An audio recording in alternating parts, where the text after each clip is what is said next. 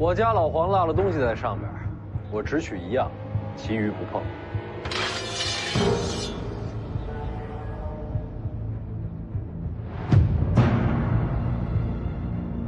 那就是只能动手了呗。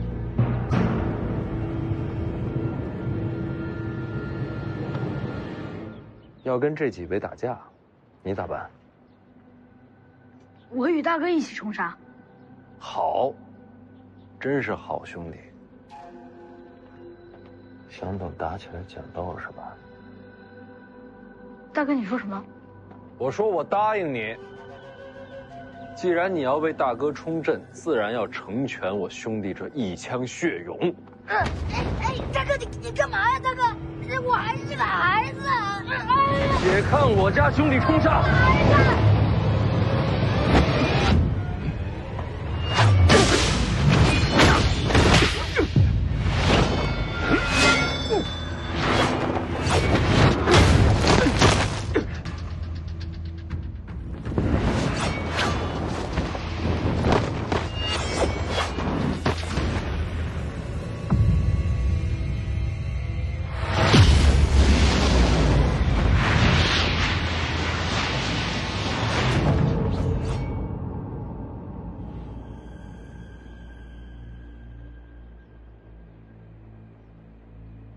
贤弟好武艺，你就等着这一下，可不就等着贤弟大杀四方吗？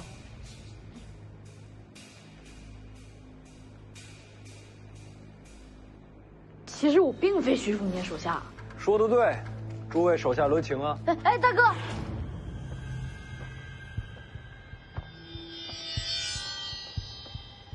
这少年又是哪儿来的？毕竟是北朝世子，想必是暗藏的护卫。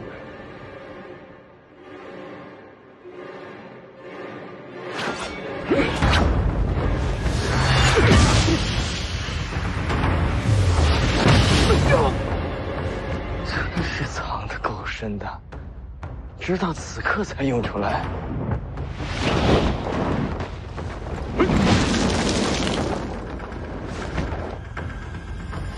真是好身手。这大概就是徐凤年的杀招了。他身边那些人的路子都算摸清了，只有这个少年是个意外。等下出手，全力杀他。不该先杀徐凤年吗？能先杀徐凤年自然最好。可是你看此人，面对6名武奴，依旧首当其冲，忠勇之极。要杀徐凤年，此人定会挺身而出。再等等。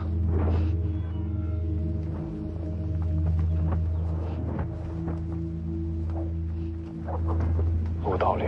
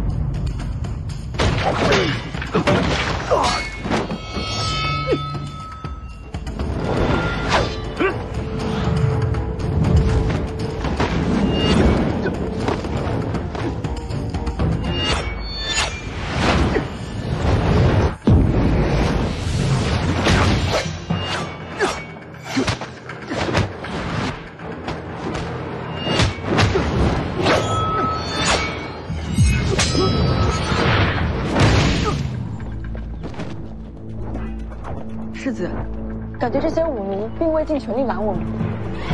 都到这儿了，没必要回头。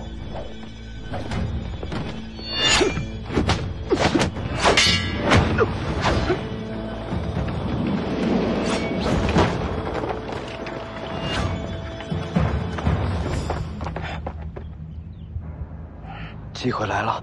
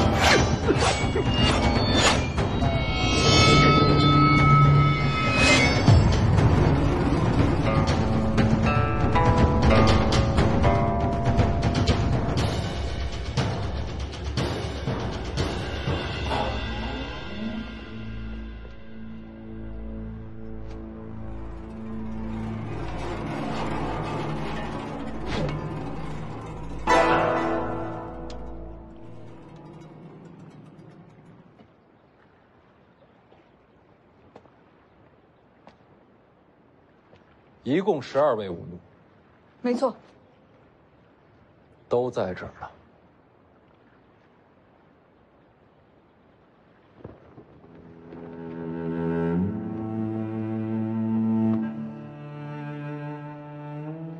你也在。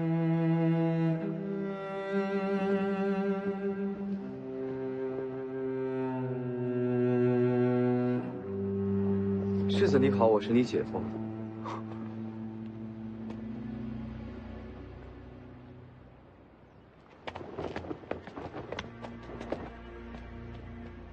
又见面了。自家亲戚，我帮你吧。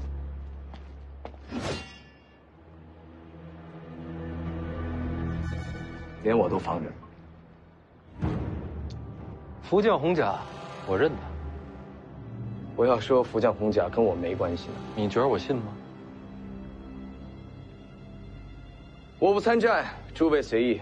世子，请吧。这是要当黄雀？那6位出手，你身边的怕是护不周全。我要是不再前进，就此离开呢？世子，您不是这样的人。也对。世子，前后夹击，时局不利。用兵者被敌围困，难寻出路，该如何？那就杀出条路来。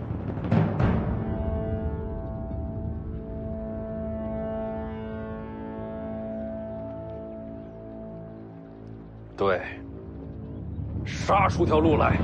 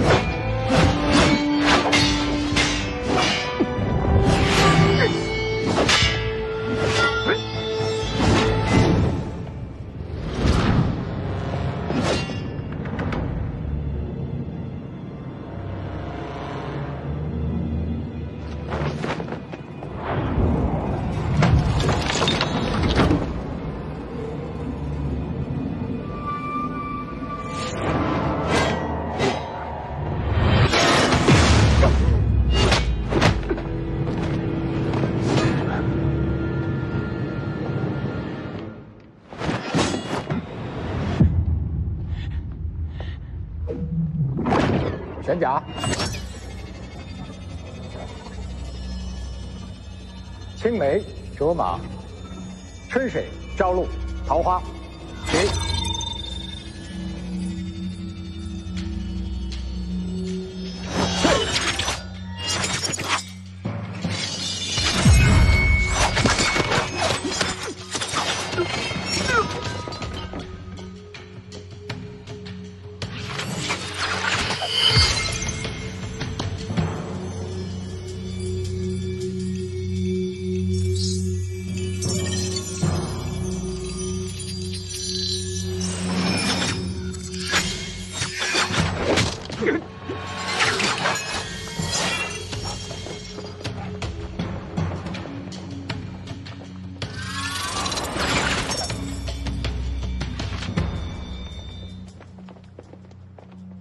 怎么不倒了？那一尾竟然出手，拦不拦的，也就没意义了。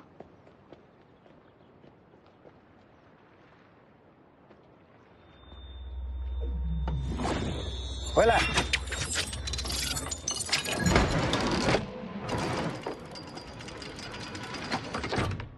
多谢前辈一剑之恩。多谢前辈6剑之恩，敢问前辈可是桃花剑神？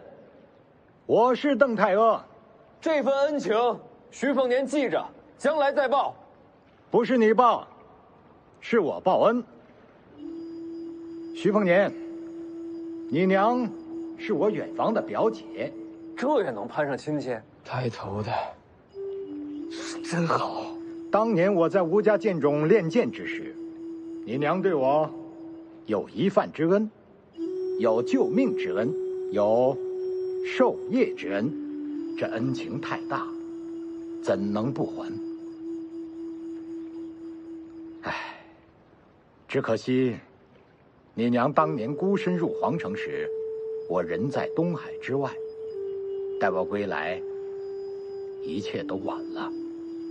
你娘那一战，落下病根，最终殒命。回想起来，我愧疚至今。我欠你娘的恩情，今日这6剑，算是还了一半。城头之上，你想拿些什么，安心拿便是。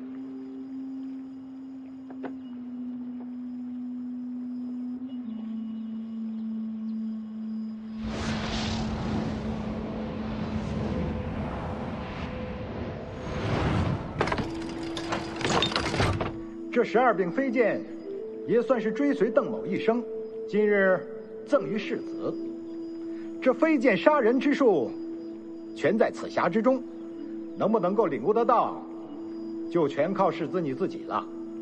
这剩下的一半恩情，至此报完。世子，从此你我互不相欠。多谢。世子先把飞剑收了吧，回头收。桃花剑神的飞剑术，武林里的无上绝学啊！我知道，谁让我眼光浅呢？这时候，那个剑匣才是天下第一重要。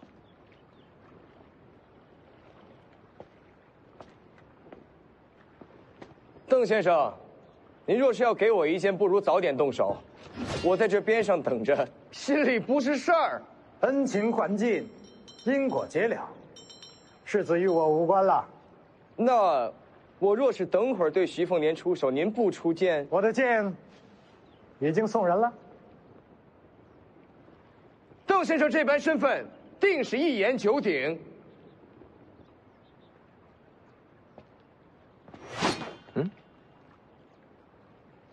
这会儿不打，我也不傻。人家邓先生前一半恩情，就是助你家世子去城头取剑匣。我要出手，也得等他拿完东西，人家恩情还完了再说。这会儿天底下，没人阻得了你家世子取剑匣。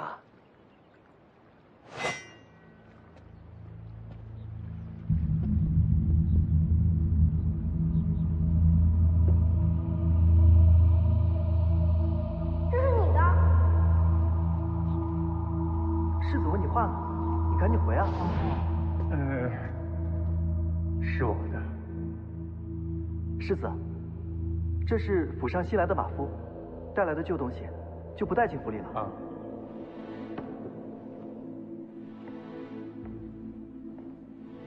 这东西你带着多久了？带着很久了。这是你的就是你的，拿着。可以不要。我娘说了，陪着你的是缘分，也是情分，人和物都是如此。其实我也不太懂这句话，反正别乱扔旧东西，将来想要了哪儿找呀？哎。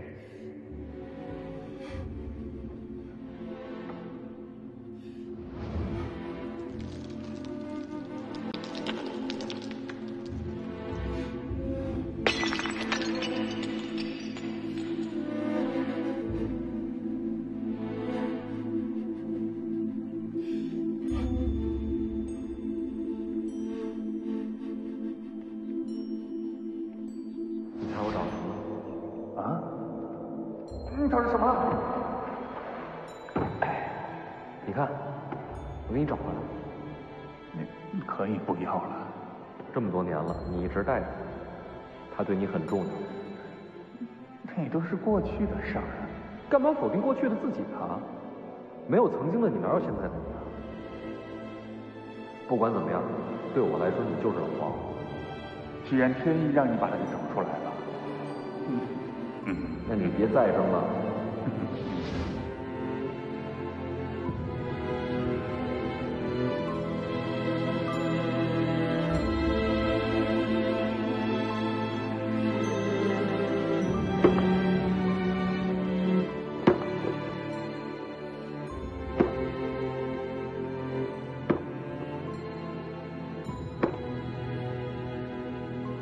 你姓什么？我姓黄。那我就叫你老黄吧。好啊。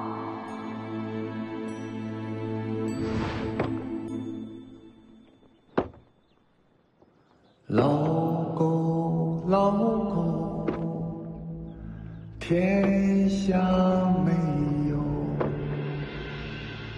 断了尾巴，没了归路。老狗，老狗，天下没有土里埋骨，天里辛苦。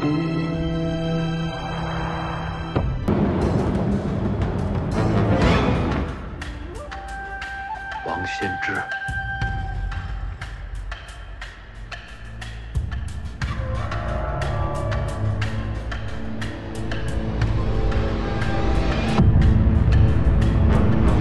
还能是谁？我先给你打个招呼。前辈请讲。就算王先知不在，12武奴也还在镇守城池，要登城楼不太容易。都到这一步了，还能退吗？说得对，都到这一步了，不能退了。切剑一用。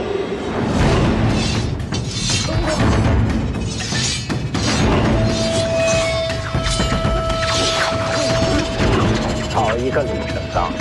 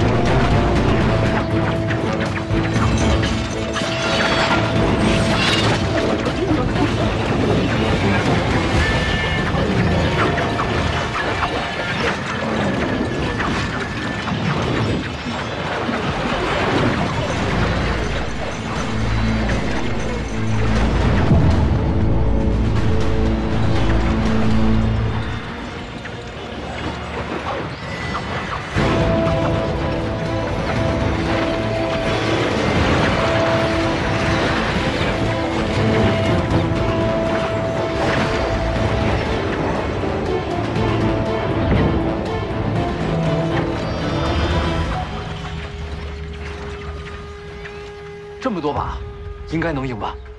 到我这境地，飞来1把剑和无数把剑，其实都没了区别。那为何借这么多？这不显得霸气吗？去拿你该拿的。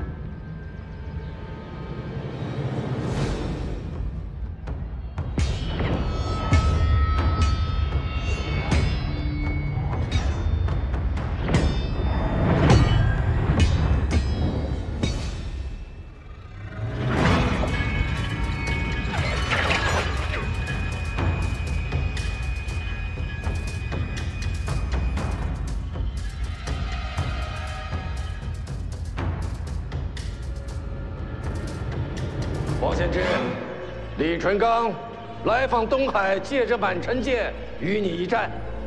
李剑神，又见面了。打完再聊。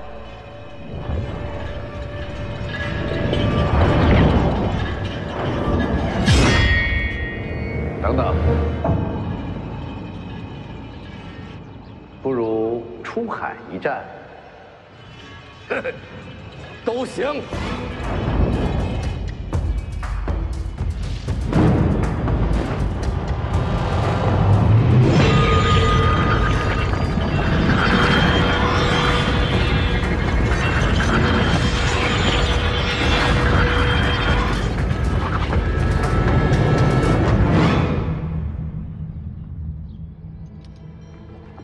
当是最强一战。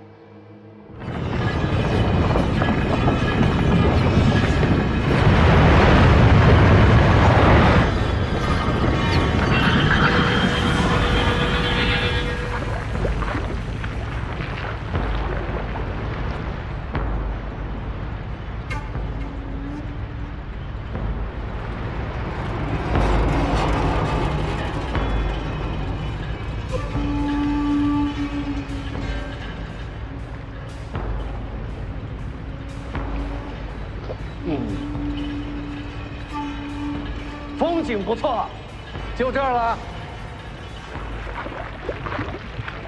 可惜，这么多剑，少条胳膊没事。春秋不同啊，可惜了。没什么可惜，别说少条胳膊，手脚没了，我李淳罡一样不怕打架。这话说的不太吉利，这句收回行不行？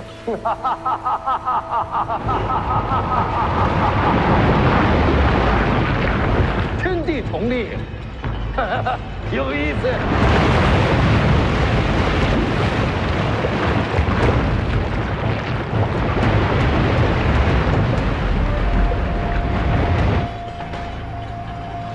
请出手。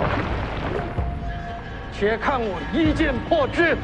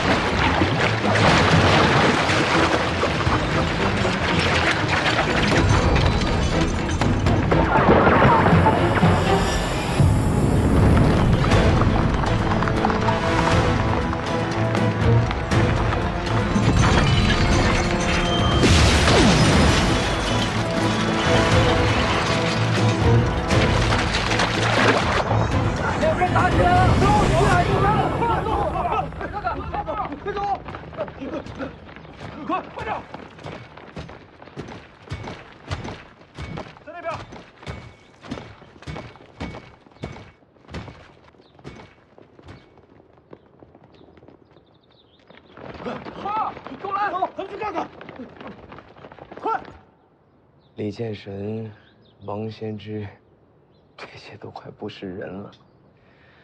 哎，神仙打神仙的，咱们打咱们的。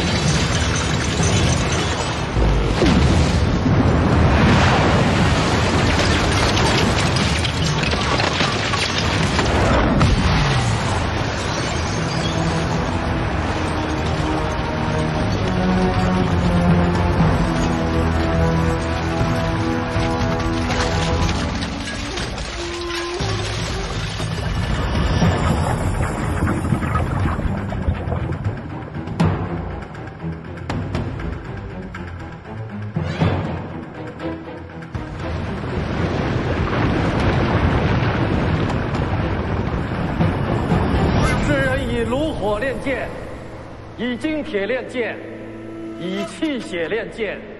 今日，我借阴阳之机，星光之焰，借雷霆淬砺，乾坤作也。直至今日，终于建成。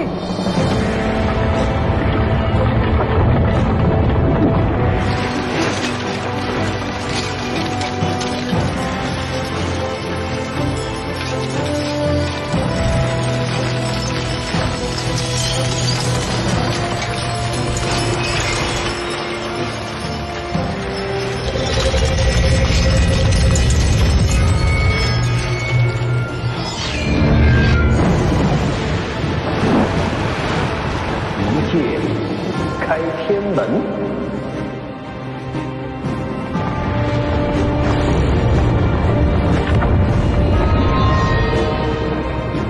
好一个剑神李淳罡！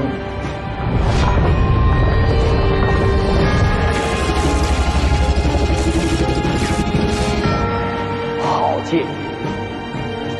李淳罡此剑开得天门，杀得你王仙之否？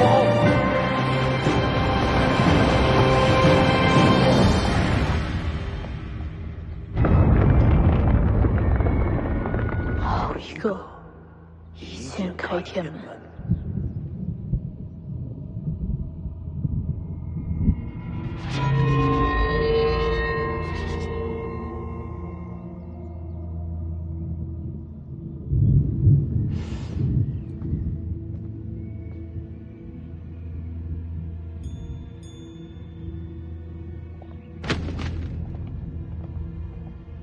小师叔，又去偷菜了。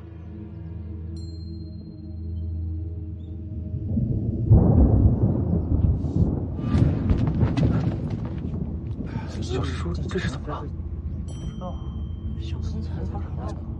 小师叔刚才好好的，怎么成这样了？现在好好的。小师叔啊，别动他！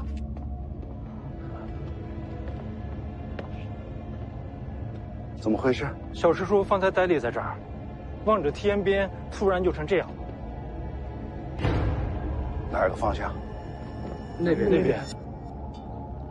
是东方啊。就地给他搭个棚子。然后呢？然后什么都不需要做，等他自己醒来。洞房发生了什么，能叫醒了你？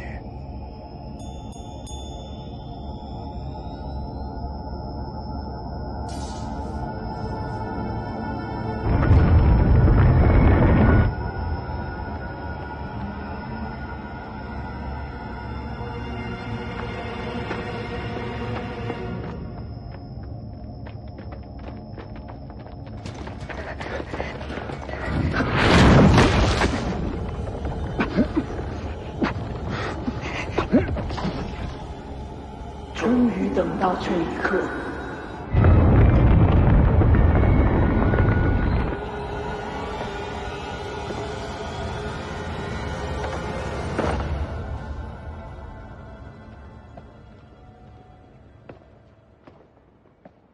就没见过这么打架的，真是开眼界了。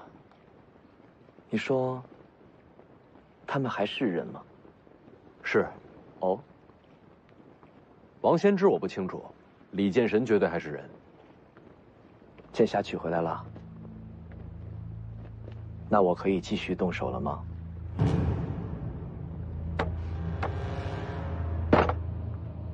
你觉得你还有机会吗？李剑神刚出剑，你觉得他还顾得上你吗？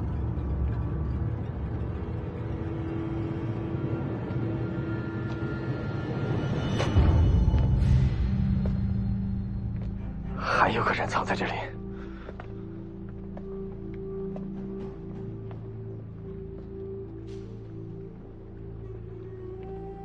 桃花剑神在此，不仅仅是为徐凤年吧？见过赵老天师。你认得我？虽未谋面，却也听闻过赵老天师的风采。也是难得。知道我的人极少，怎么就遇上一个？你运气不错。没明白。李淳刚和王先知动手之后，我就能杀你了。可偏偏星湖内，感受到武帝城外有绝世高手，便想着再等等。没想到等了个桃花剑神的报恩局。方才阁下与武奴动手时，藏了手段，闹着玩玩，何必较真呢？敢问阁下的身份是？被认出来就不瞒了。贫道龙虎山赵玄素。宣字辈，世子，宣字辈可比当今的龙虎掌门还高了2倍。眼前这位，怕是已经活了2个古稀。猜到阁下要对我动手，但没想到辈分这么高，也是难为赵老神仙了。这几日还要管我叫大哥，我都不在乎，你在乎什么？敢问阁下还杀我吗？本来还是该杀一杀，毕竟邓太阿在，该留几分面子。前辈也是来杀徐凤年的。方才邓前辈说过，他的恩情已经报完了，之后徐凤年的生死均与他无关。眼前这位世子，还是可以杀一杀的。晚辈愿与前辈联手。如果桃花剑神不出手，眼前这些人是拦不住前辈的。下面的符角红甲是你的，若前辈喜欢，可拿去赏玩。你就是赵凯。前辈知道我。徐凤年我不杀了，杀你也一样。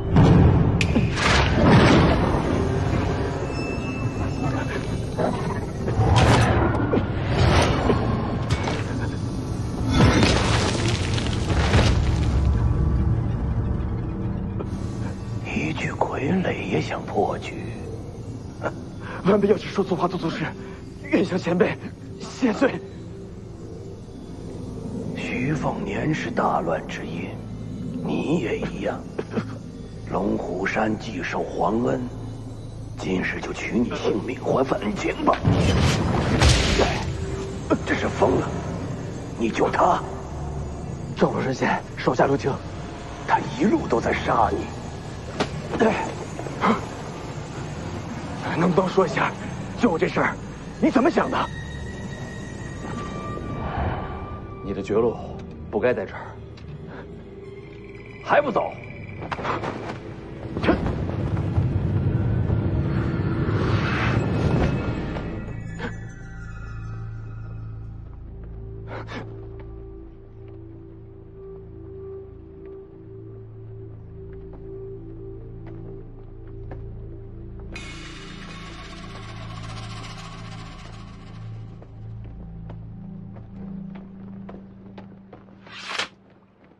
想来想去，也想不出你救他的理由。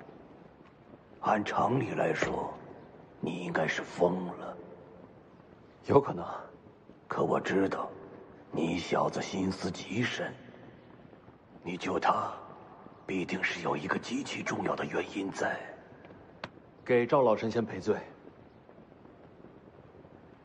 现在的年轻人真是越来越了不得。要不是邓太阿在，我真该杀了你。还请赵老神仙手下留情，放过那二位。反正将来都是你自己的结束。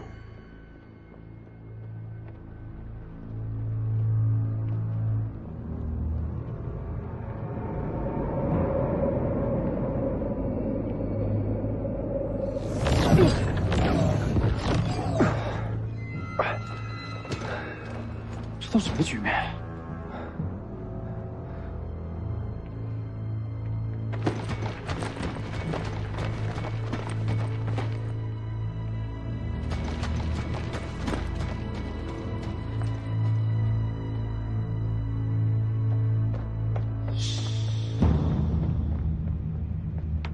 多谢老神仙。老神仙这次来武帝城，不仅仅是为了杀人吧？自然是为了开天门求飞升。天门，武学到了极致，就有飞升为仙的机会。要飞升，就要打开天门。我虽身如少年，内在却接近腐坏，毕竟等了2个甲子。老神仙连这都告诉我了，终于有了登仙之机。这些话说说也无所谓了。天门重开，是因为李剑神与王仙之一战，怕也只有这2个人交手，天门才会重开。我没来错，天门将开，仙界重临，我终于能迈出这一步。桃花剑神此来武帝城，想必也是为了此事。你还说对了，我还真是为了天门而来。天门眼看就要打开，你我都有飞升机会，或许还能合作行事。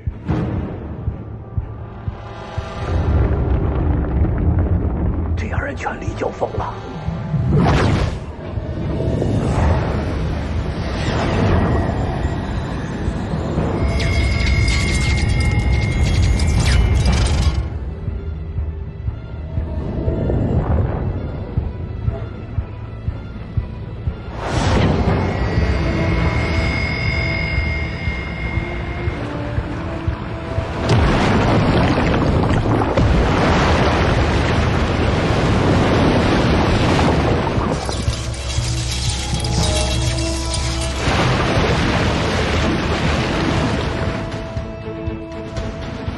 一步了。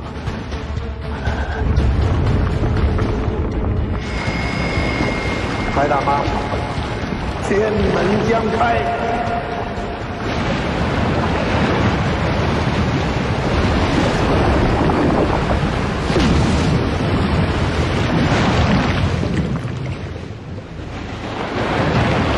胜负未决。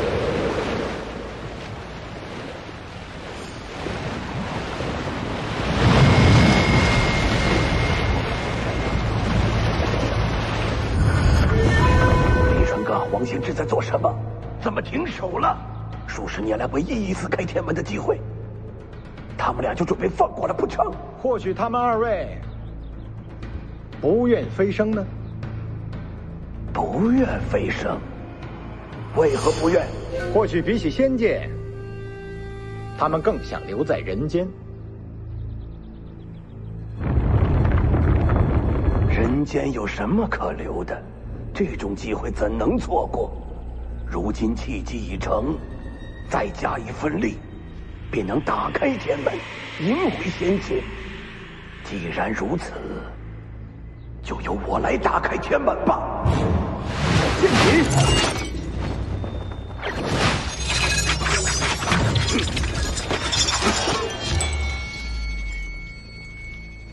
邓太阿，你做什么？老天师方才有句话说错了。邓某此来武帝城，确实是为了仙界天门，只不过不是等他打开。那你要的是什么？我要的是阻拦天门重开，要仙界与人间断了往来。为什么？历来古籍素有记录，仙人下界。所谓仙人，早已抛却人心，以天道自处。每逢仙人临凡，仅凭喜好，便要改换天下之事，江河改流，山川移位，都属平常。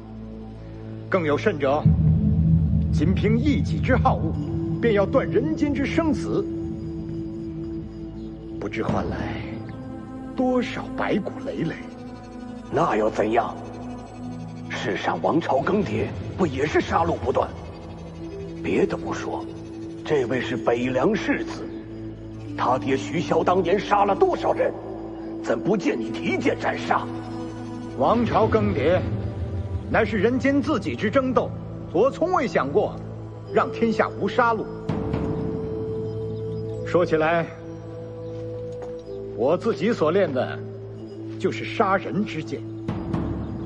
可是人间之事，自然由人来决定。这人间不需要仙人。就为这个，你要拦下天门重开，断了天下武学者的前进之路吗？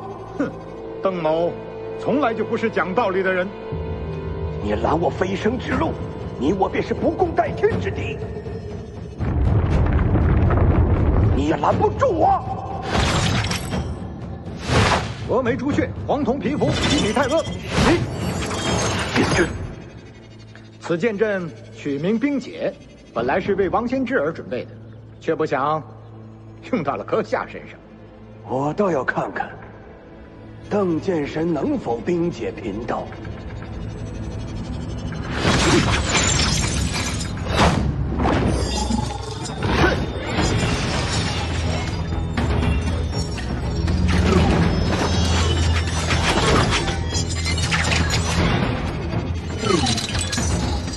星辰之力，雷池之威。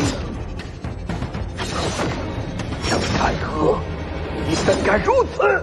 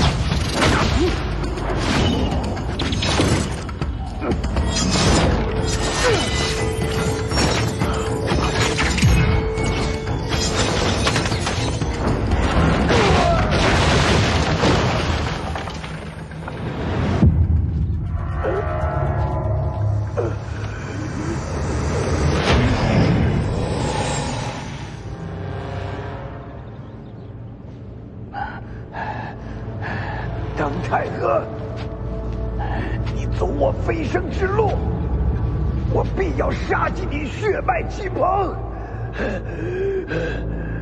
赵老天师，此时收手，还能保住性命。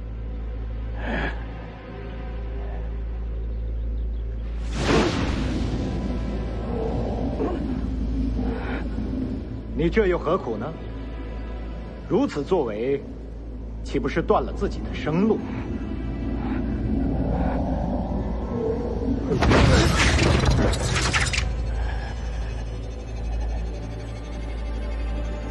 天人之间，岂受他人束缚？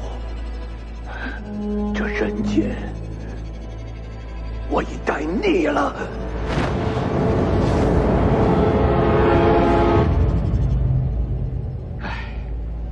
生而为人，却腻了人间，哼，何其可笑！我等进入天人之境，便再也不算普通凡人。只是为了变强，真的要抛弃那颗做人的心吗？我扔了又如何？赵老天师，邓某的剑下不许人间有仙。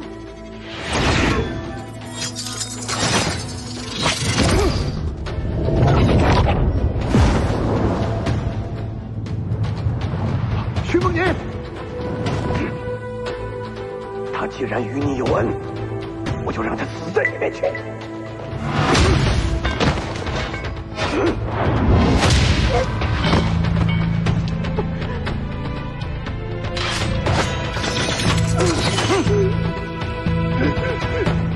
老子让你登仙，剑酒6000里。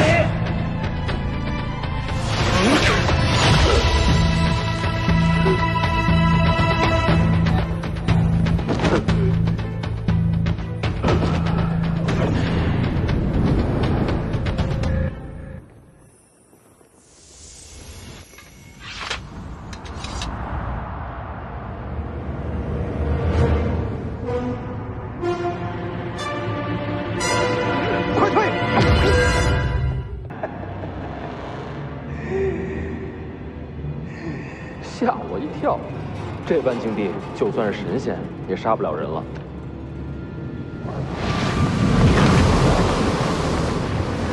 不是杀你，只是坏你气运。徐凤年，你这身大黄庭终究不是你自己得来的，我将自身气运、武学之路都送给你，同时也是将我的劫数一并给你。若你从小习武，并无大碍。可现在嘛，你气机必将紊乱，天人难救。就算神魂俱灭，也要在邓太阿面前杀你才好。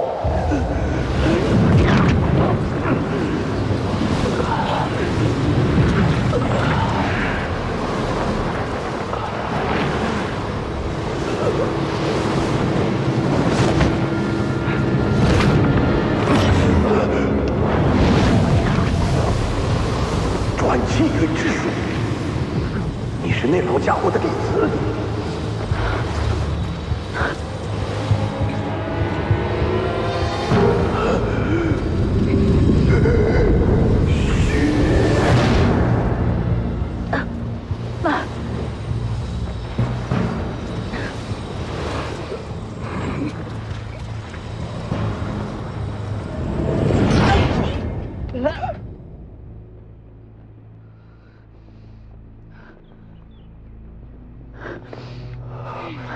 为什么救我？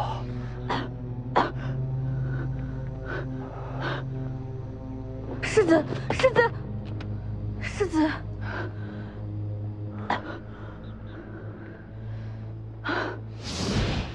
因为在我最绝望的时候，你娘曾给过我一线生机。年年。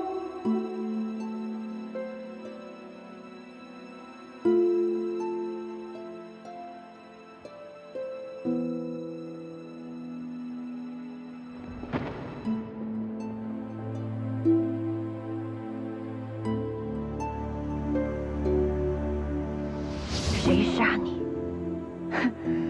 我便杀谁。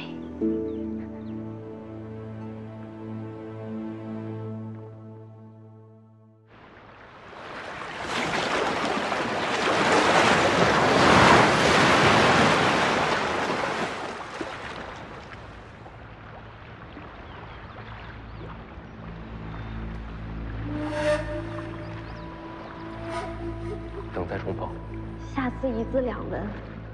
好，说定了。过年啊，给你点礼物。你属小狗的，我背后这丫头本世子欺负得，你们欺负不得。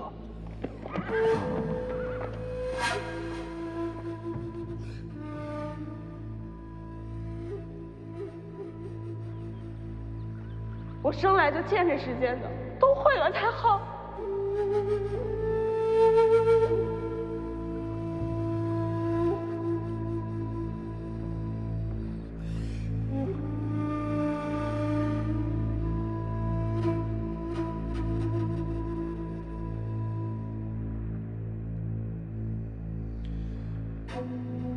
徐凤年，你就算要死，也得死在我手上。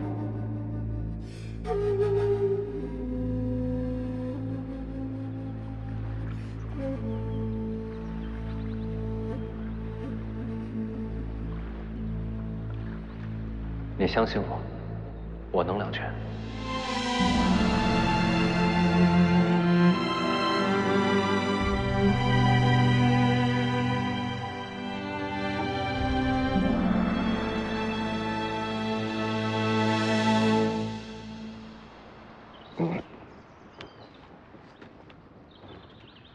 那丫头呢？已经走了。什么都没说。没说。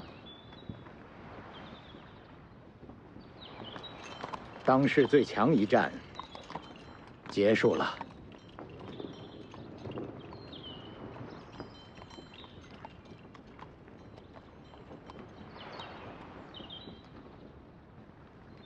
好像还行，就是有点晕。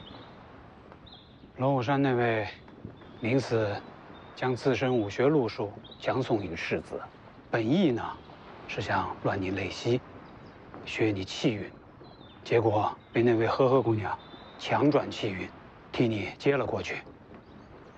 世子如今伤势已无大碍，休养一段时间就好。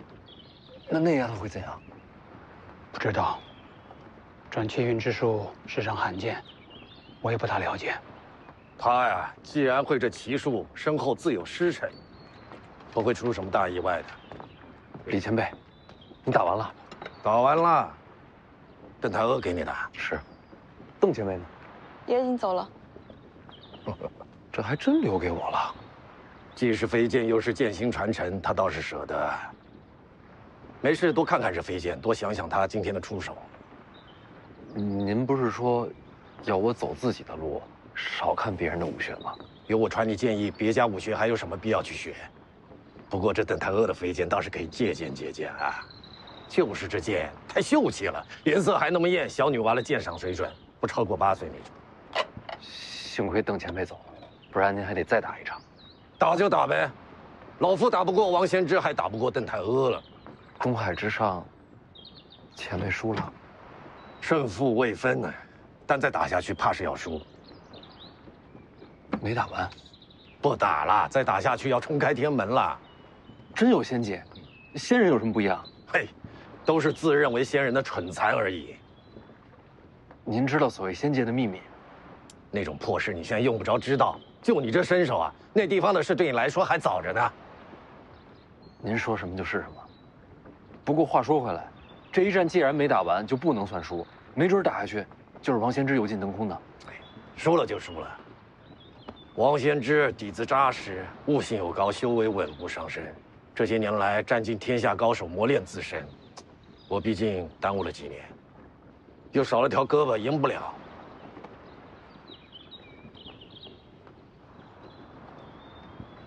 反正我心中，您才是天下第一。谁会在乎啊？打得尽兴就好。不过方才一战，王仙芝也使出了9分力，普天下逼他到这一步的，怕是没几个了。他还没出全力。王仙芝若出全力，恐怕只有500年前的吕祖才能稳压他一头啊！这么强吗？啊！哎呀，那咱们还在武帝城？废话，赶紧跑呀！我还拿了老黄镜匣。哎呀，拿着吧，这点面子王仙芝还能给我？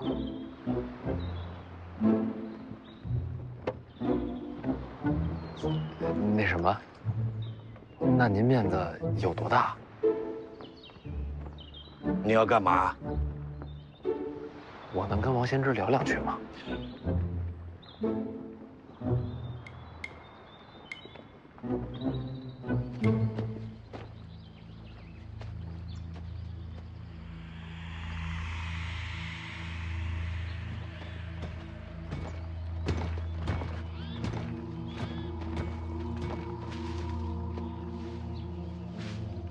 龙虎山的人为什么要杀你？为国除奸呗。谁是奸？我，徐凤年啊，都是。你等等，徐凤年我还能理解，毕竟北凉是王朝心腹之患。你呢？你不是说你是皇子吗？没法子，谁让我是私生子呢？我杀徐凤年，本质就是为了调息天下战乱，借机掌兵。如今这心思被看穿了，要杀我也是应该的。谁看穿你？龙虎山？龙虎山就是打手，背后的主使者八成是张居禄了。那老头精得很，瞒他太难。所以，你理解龙虎山杀你的缘由？挺理解的。换我，我也杀。杀我一人，消除未来乱局。我既然不甘平庸，一个后果，当然自个儿接着，不怨别人。你连背后主使都猜到了？是啊。那你怎么还一脸想不明白的样子？我就是想不明白，他为什么要救我。福将红甲都认出来了，一路杀他也坐实了，他跟我只能是不死不休啊！凭什么救我？想和你化敌为友。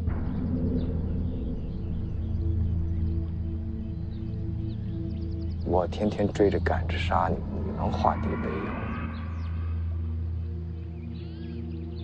那我也想不出了。想不明白，算了，走吧。回武帝城？是啊。回去做什么？杀徐凤年啊！人还好好活着呢。他救了你，你还杀他？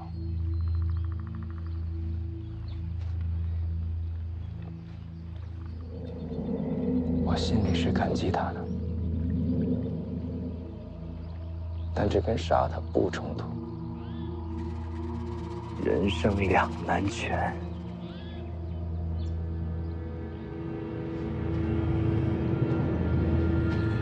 不用去了，大师傅。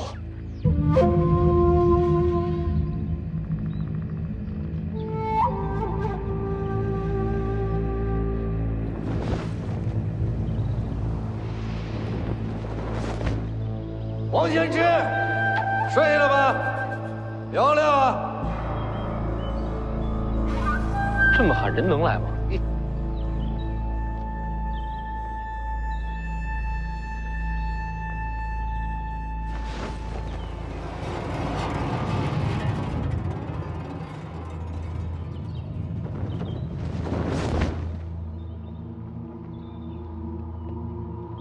何事？这小子找你。邓太阿的12飞剑，给这小子了，运气不错。王前辈你好，晚辈徐凤年，在此有一事相求。不对，是两事相求。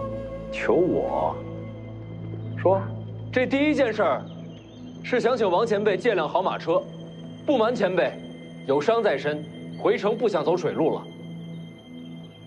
你杀了武帝城6名武奴，又抢走了见九皇的遗物，如今又跟我要马车。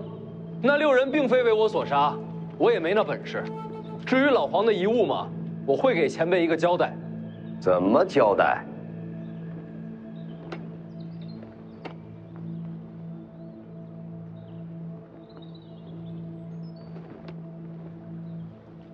老黄和李剑神都是徐某长辈，他们二人未完之事，我徐凤年接着。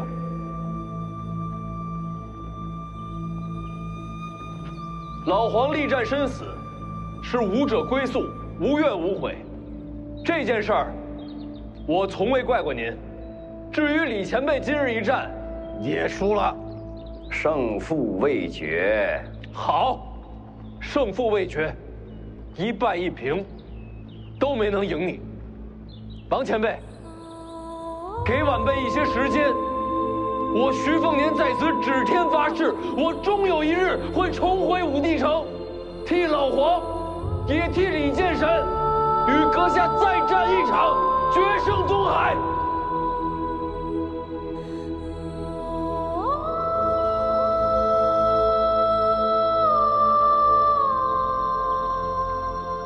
你在约战？正是。不仅约战，还要赢你。如今的年轻人胆子真大呀！行吧，那我也疯一把。我这辈子从来没赢过你，王献之，这最后一次机会，我就托付给这小子了。你信他吗？这剑道好在哪儿啊？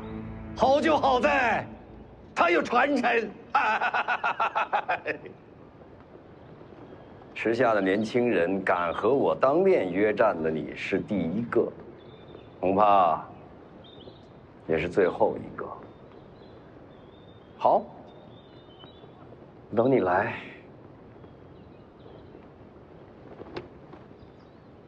多谢前辈。重回武帝城之时，我会把马车还给前辈。我会让人把马车给你。这第二件事儿，是我听人说，我娘当年遇袭之日，您也在京城。您一直在查害我娘的凶手。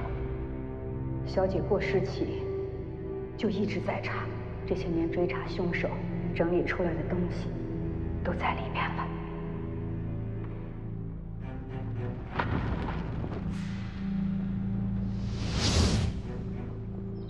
当时我是在京城，我家人调查记录此事的小册上，记录了此事，但从未有人把您当作疑凶，因为我们都清楚，当日若是您真出手，我娘不可能活着离开京城。我去京城与他无关。我只想问前辈，当年有谁围杀了我娘？那几日是见到几个不该出现的人来到京城。不过那一战，我没撞到。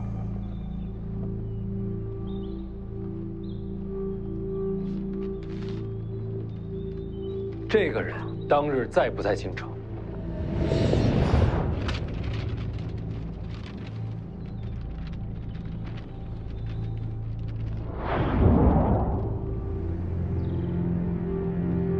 他在。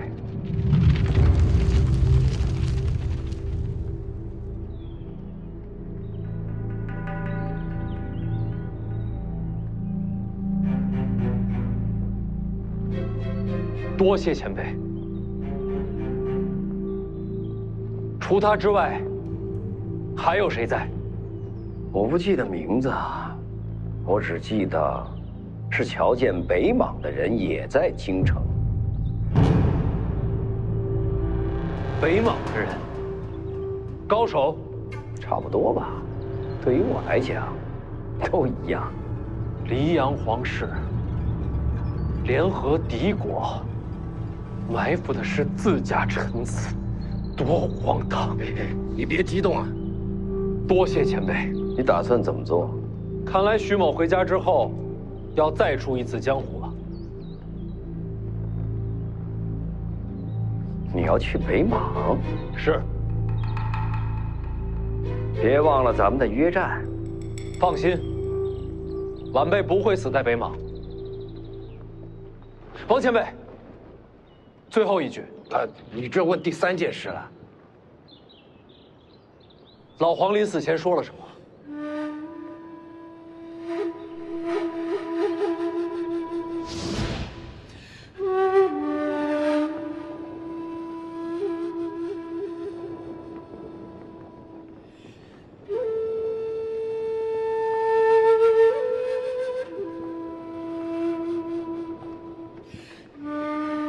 来，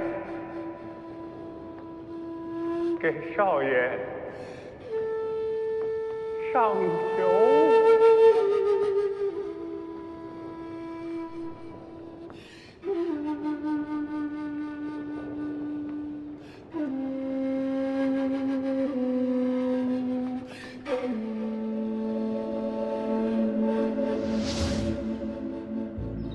他看着哪边？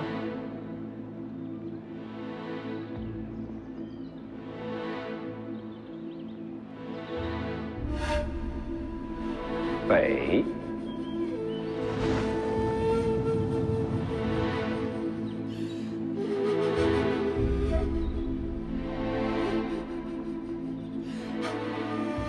少爷，等我回来，带着东海的酒，咱俩一块儿喝。行。哎呦，人都这么满。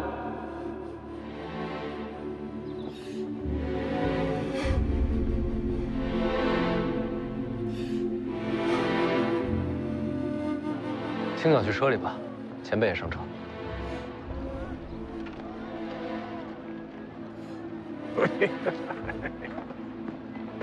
世子先走，我把船上凤子营兄弟叫上，回头就赶过来。舒修也去，嘱咐船夫顺江而回，送去北凉。是。走。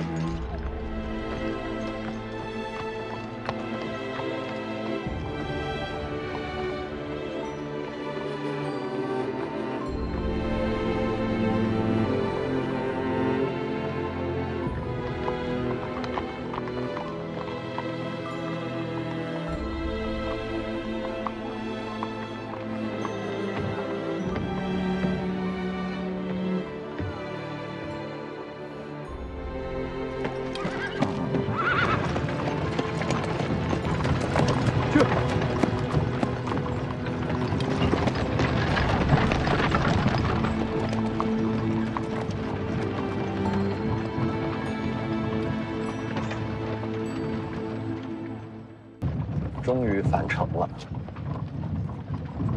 哎，小子，邓太阿的飞剑再让我瞧瞧。青鸟，帮我打开。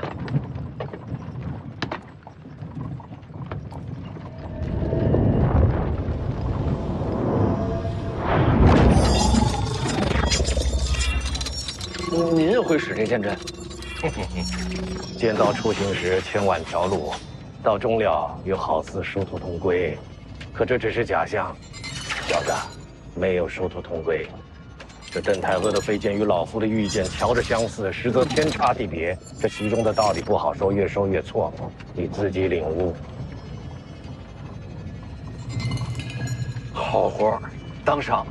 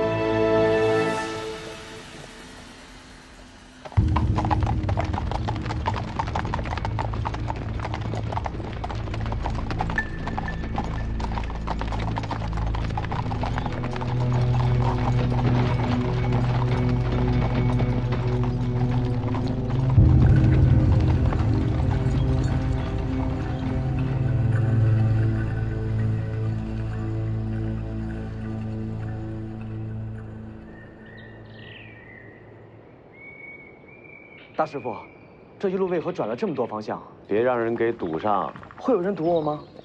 办事总要小心。那为何不快马加鞭？总要让马有休息的时候啊，不能跑一半把马给累死。大师傅，我看毛先知与李成刚，他们都快能飞于长空了。借真气而已。你能吗？你说呢？徐凤年也踏上归途了。这您都知道？我让人远远盯着，这一路歇息时都有眼线回报徐凤年的行踪。还用让人盯着他吗？要是我能成为蜀王，就可以不用杀他了。我一路在想，你说在武帝城时，徐凤年救你一命，这事儿确实说不过去。会不会是徐凤年知道咱们要去西蜀找兵？这密旨他怎么会知道？就算他知道，为什么要救赵凯？西蜀北凉可谓犄角之势，徐凤年是下一任北凉王，若是和蜀王联盟，那就真的安枕无忧了。这么说倒有点道理。还是说不通。徐凤年怎么可能远隔千里还知道朝堂对策？再者说，武帝城时，大师傅还没有来，连我都不知道自己要去西蜀。不管怎么说，徐凤年都没有理由救你，这事儿透着不坏。所以我让眼线观察他这一路的行程。您哪来那么多眼线啊？活了这么多年，总该给自己培植些势力，这些势力将来都是你的。大师傅，若没有您，我活不到今天的。若没有你母亲，我也不会有今日。行了，不说这些了。这些天眼线回报，徐凤年一行确实往北凉而去了。从路程看，他们就算想拦我们，也不可能。那就万无一失了。然而这些天，徐凤年始终在马车内未曾露面。是受伤了？不知道。您的眼线，总不能拦路查人吧？徐凤年一行快经过广陵了。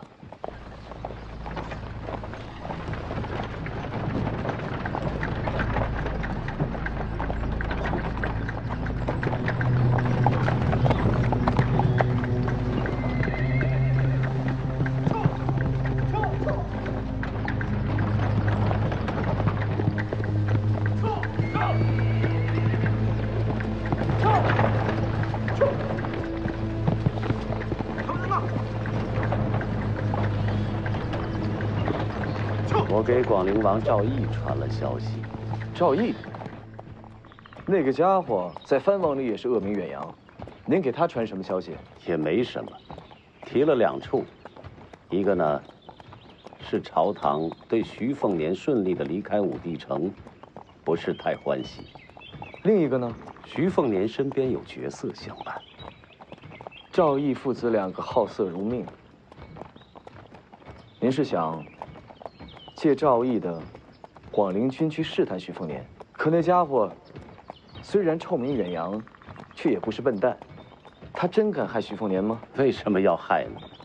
大军吓唬吓唬徐凤年，让朝廷有点面子，然后顺带把那个丫头要走。一个丫头，北凉能说什么呀？徐凤年不会把人交出去的。赵毅又不知道徐凤年的为人。以他的处事，一个丫头还不如个物件。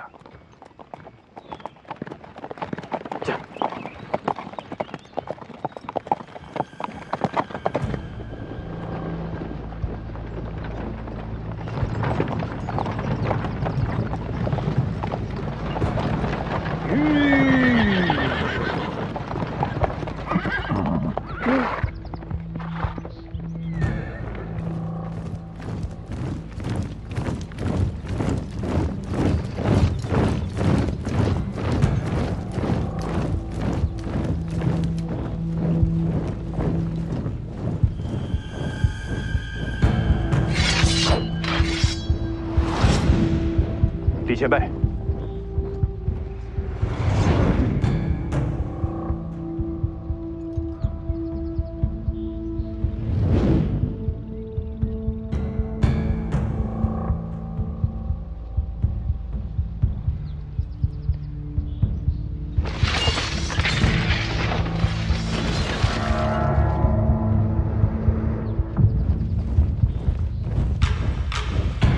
赵毅的古灵军。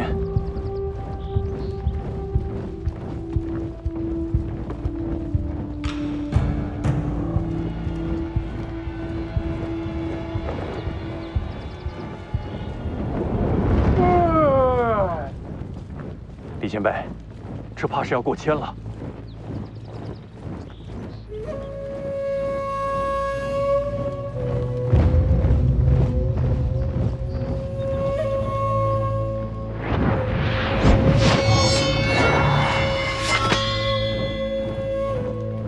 好不容易睡个踏实觉，麻烦。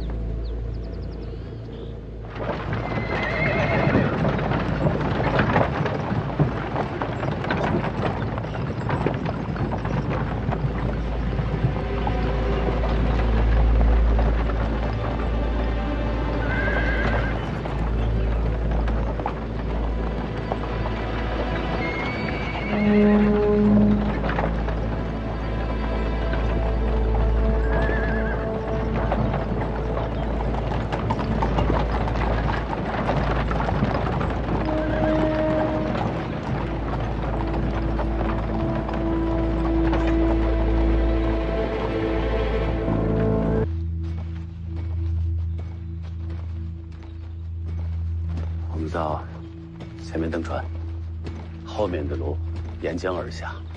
石块石慢还不停改变路线，大师傅，没必要这么小心了吧？现在没有人能够追得上我们。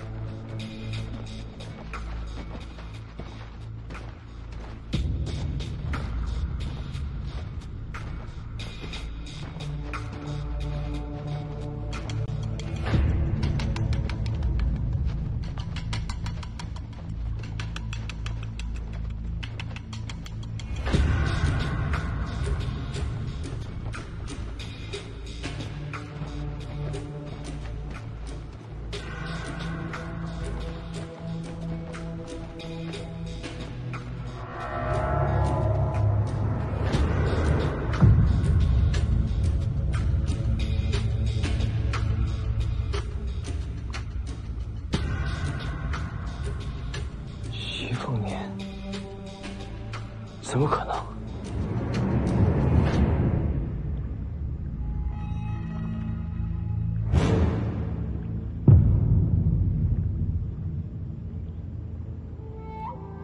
怎么可能？还记得我在武帝城和你说过的话吗？就这事，你怎么想的？你的绝路不该在这儿，还不走？你的绝路不该在武帝城，而是在这儿。武帝城救我，是为了在此劫杀？说不通吧？救你、劫杀，都不是为了你。我眼中的敌手，从来就不是你。你等的是我。我娘进京中伏那天，你人在哪儿？徐骁应该查过，我受命离京，不在京城。我查了你的调令，也找人把当年每一个存活下来的人问了个遍。韩雕死，我娘中伏那天，你回了京城。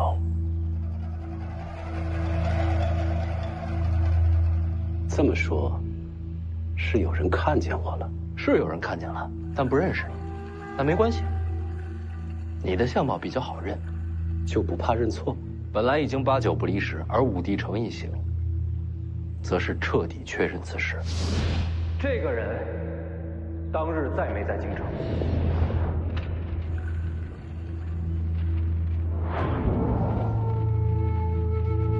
他在。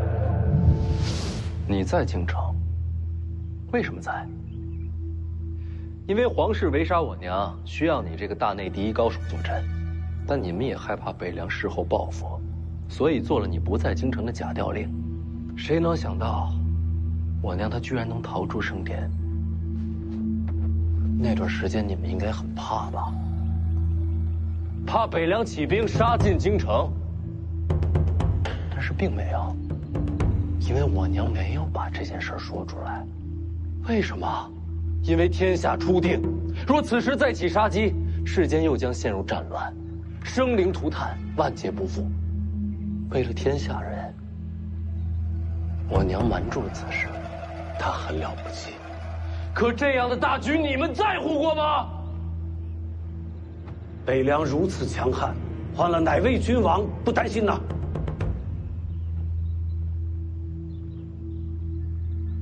你承认了。到了这一步，再狡辩就失了气度。没错，当年围攻你娘有我一个。很好。徐家清楚玉兰，徐骁没猜到的，你做到了。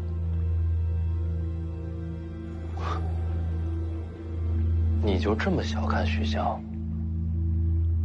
这么多年以他的能力啊，我不相信他没有怀疑到你。但他始终没有想过复仇，因为北凉子弟死伤无数，才换来天下太平。他不敢为了一家私仇再起刀兵，让天下陷入战乱。他是害怕对不起那些战死的老弟兄们。北凉王重大局，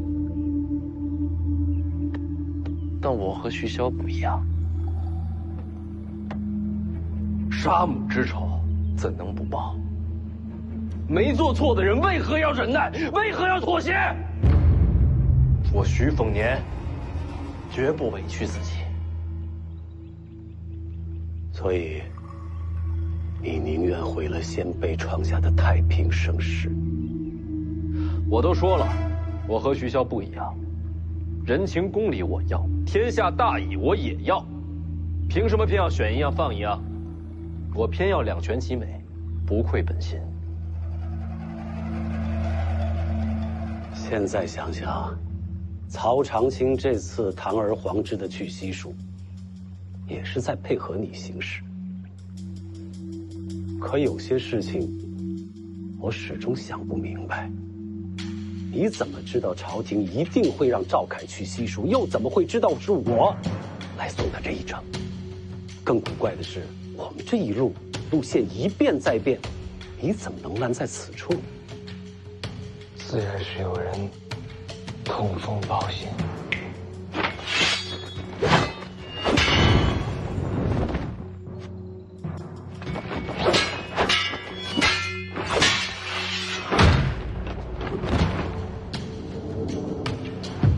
是你？你是北凉手下？当然不是。其实他的身份就是你一切问题的答案。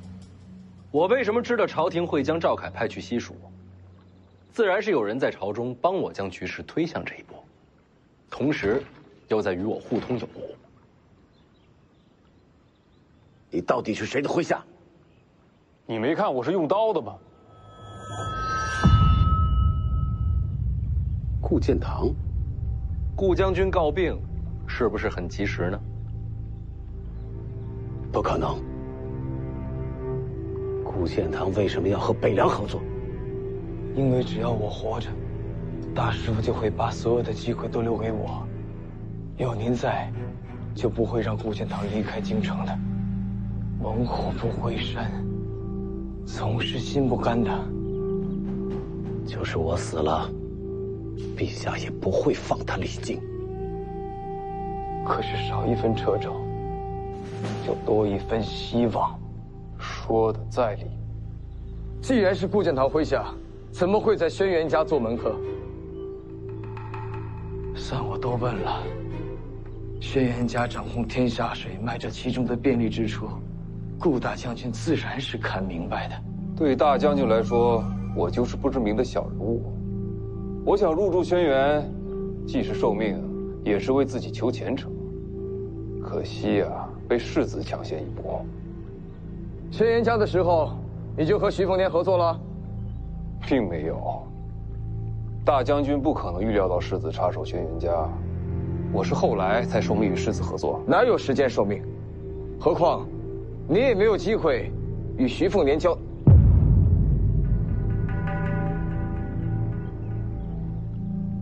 上阴学宫，你过去盯着徐凤年，如果能听到他谈了什么最好，听不到也不强求。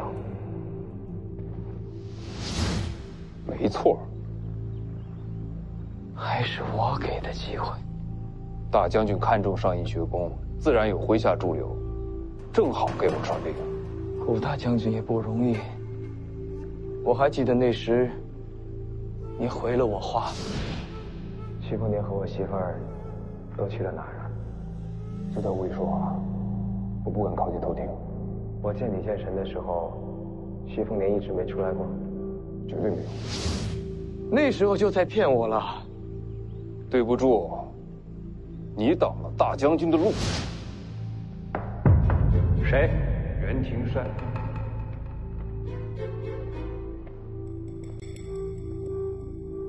顾大将军想问世子，知不知道王妃遇伏那一晚，寒雕四起是在京城？我知道，我也知道顾将军想要的是什么。可以谈。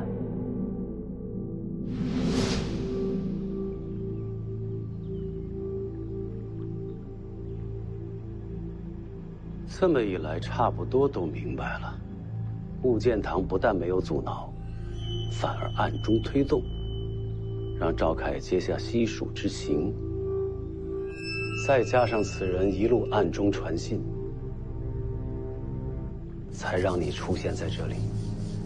这么说来，西楚公主也是你的妻子了。江妮不是棋子，就算没有江妮一事，也有别的办法让你出京。结果这么巧，遇上了曹长青，又撞见顾建堂也想杀你，正好省去了我在京城的布置，留着以后再用。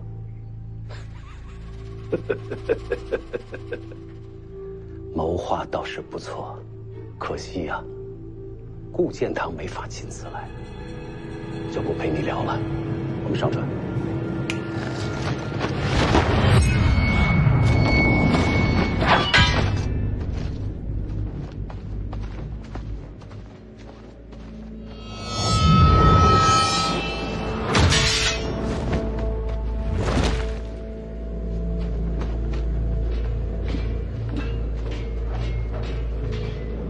这是我们的船，你先上船。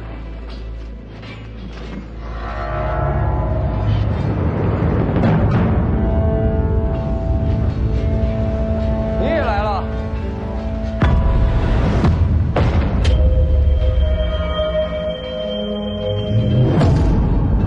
往那边过河。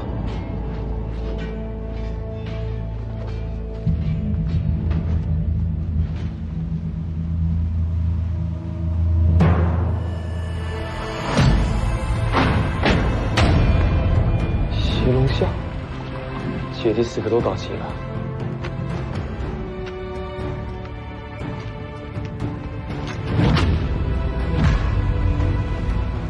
虽然不会了，但为娘报仇的场面，岂能错过？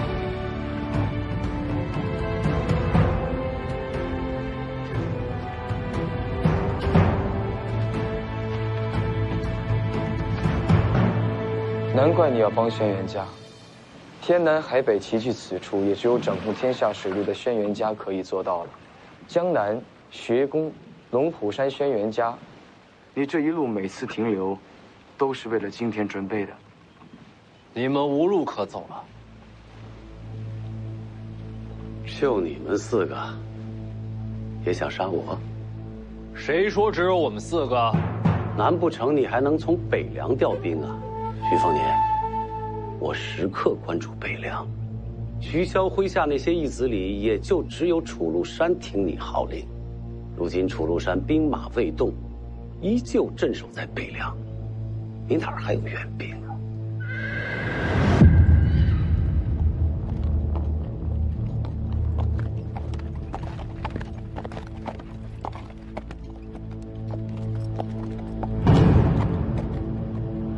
陈之宝，这是北凉与你关系最差的一个，怎么会是他？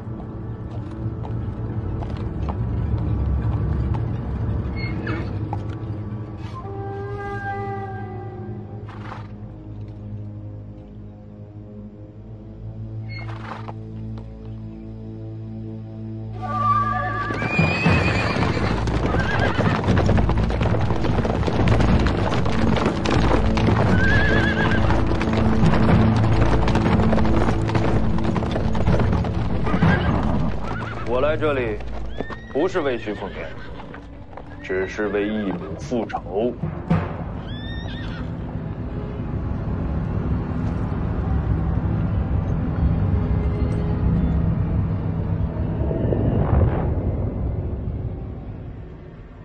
想办法杀出重围，不必等我，先去驻地。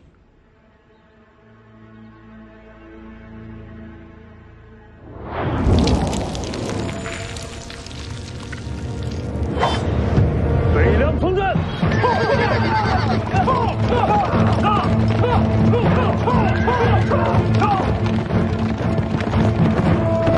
就这些人，远远不够。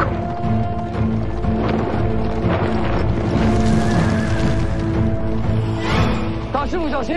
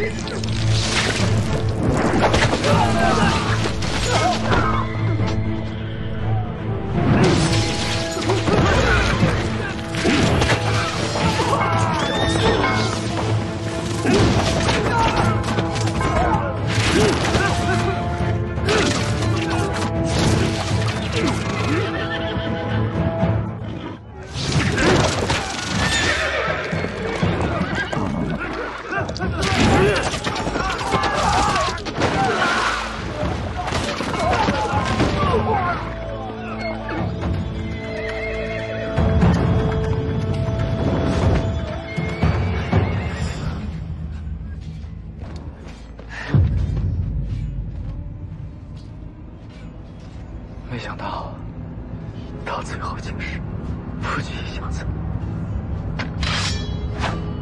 谁与你夫妻？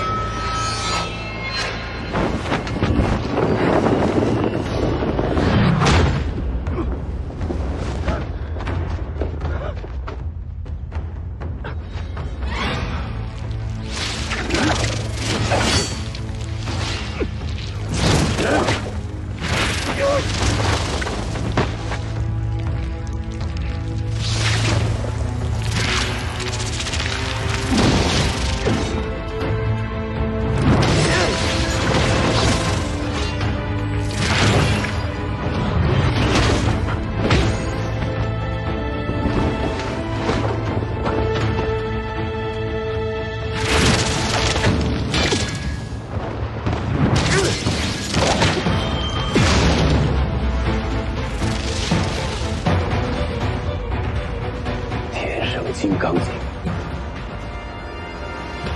可惜这样的天才，就要毁在今天了。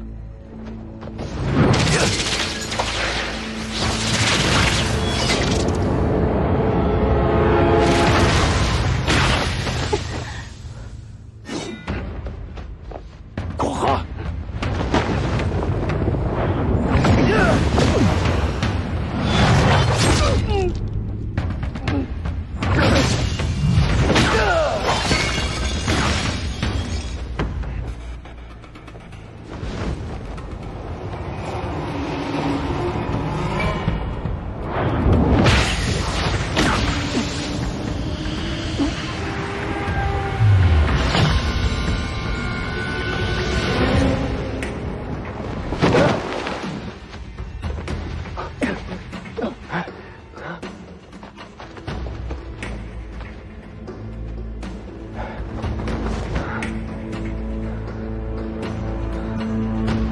刀没丢吧？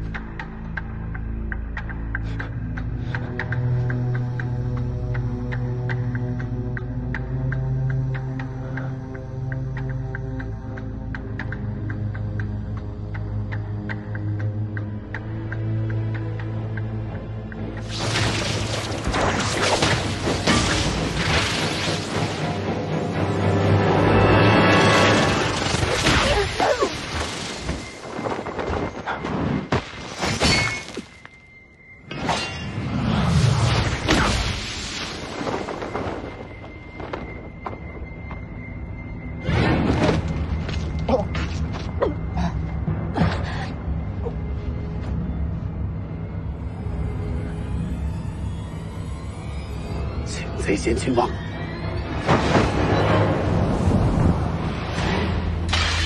两袖青蛇。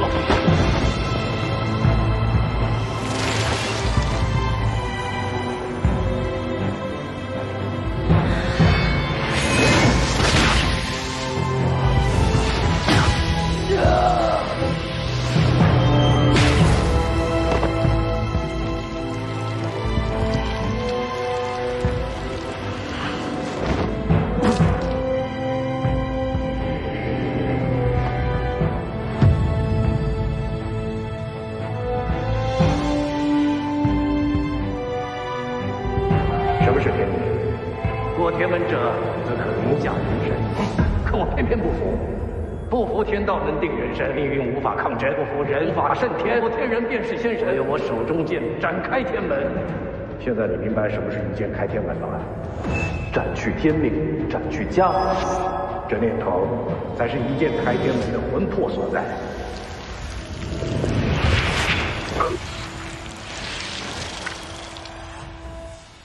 给我开天门！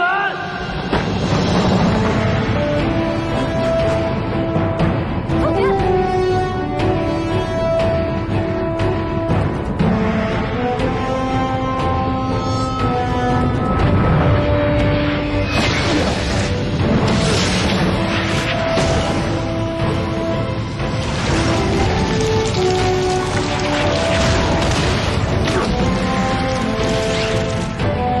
还是不要做此事了。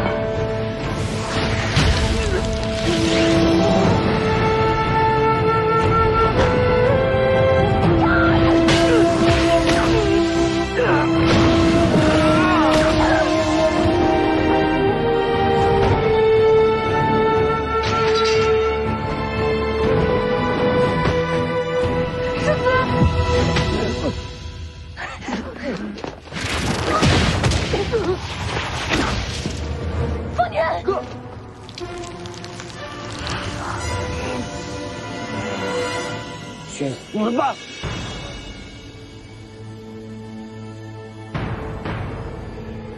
大黄旗。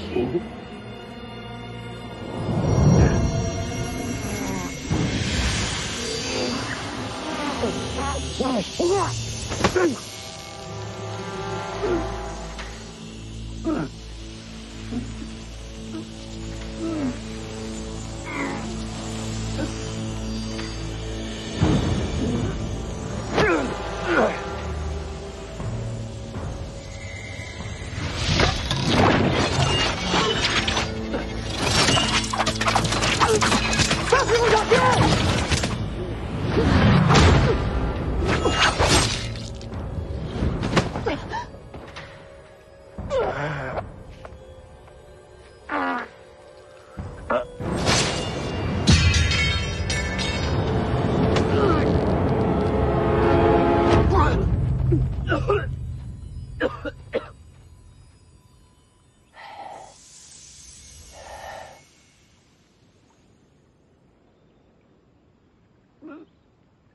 邓太阿加上李前辈借了一剑，借一剑，下次打开盒子用两袖青蛇的心法，可以用1次飞剑。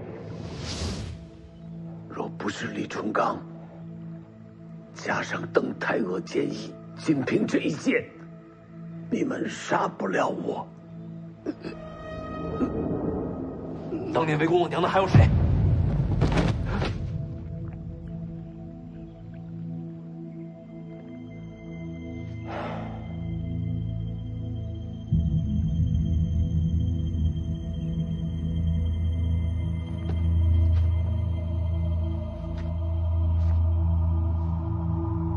师傅，我爹不愿见我吗？他想不想见你并不重要，你想要的就该自己去争，哪怕万劫不复，也要为自己闯出一线生机。我该怎么争？我教你。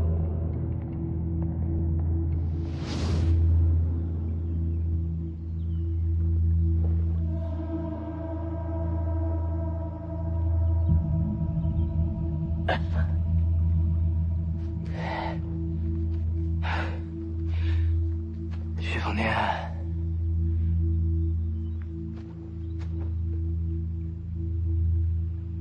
你生来就是徐家的嫡子，一切天生就该是你的，而我却要拼尽一切，才能看到一丝机会。我明白，你应该非常恨我。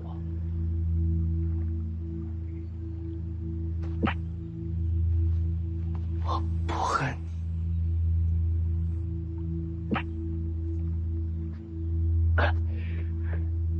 你，我也不认命，但我要试着改变他。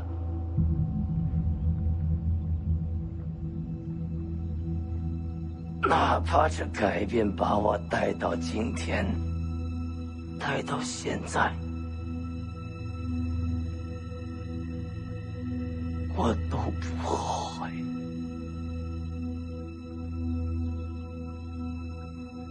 即使你也一样，也是你在不可能中找到了一丝复仇的希望。水凤年，你很了不起。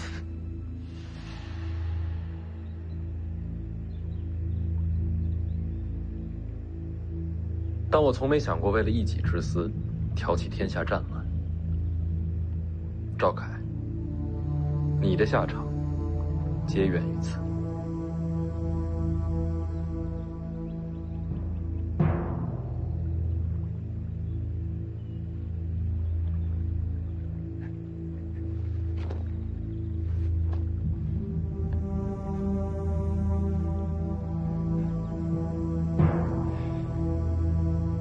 我输得不远，徐凤年，你比我强。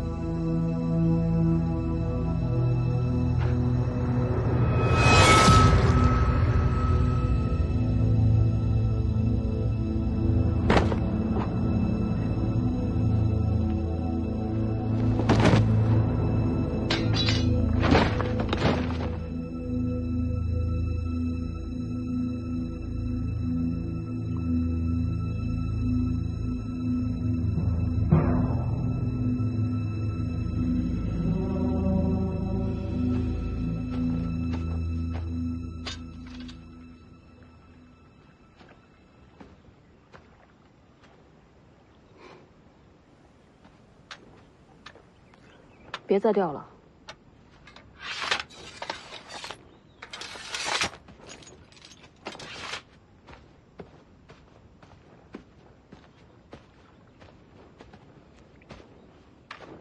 顾大将军托我短告谢意，我们的合作到此结束了。希望下次不是战场相逢。